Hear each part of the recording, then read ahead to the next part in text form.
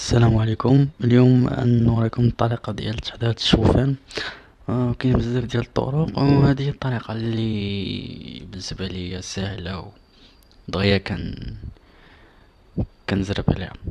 دونك باش تحضر الشوفان غتاخد، نوريكم على السلافة. هي كان عندك 5 المعالق ديال الشوفان. طبعا عندنا الشوف اللي عندي مع الزبيب وبعض الفواكه، البنان، التفاح وبعويد. دونك والشوفان كنديرهم في زلافة، وكندير واحد نص كاس د الماء، وكنديرو واحد 3 دقايق على العافية، 3 دقايق في النار. من بعد كيولي عندي هاد الشكل هذا هو. دونك من بعد هذا كنضيف الحليب. دونك هنا غنضيفو الحليب ونشوفو كي غادي يجي.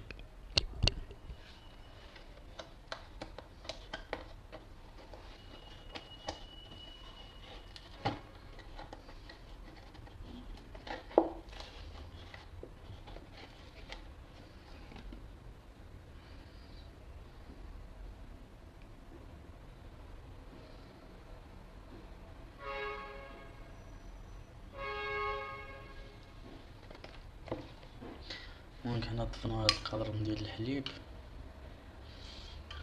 هو عندي هنايا عنب بالعظم، تشوه غنلوحوه.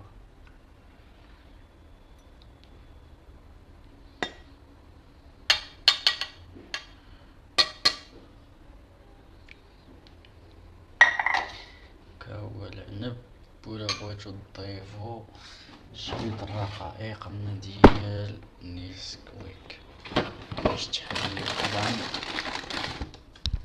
طبعا درت العنب بالعظم، ضفت الحليب، وغندير شوية ديال الرقائق نيسكويك، مولع السل باش وشوية القرفة، داكشي صغير بشوية بزاف.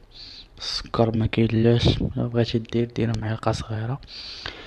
دونك من بعد غنديرو عندنا رقائق ديال نيسكويك، وغيكون عندنا الوصفة واجدة. دونك شوفو.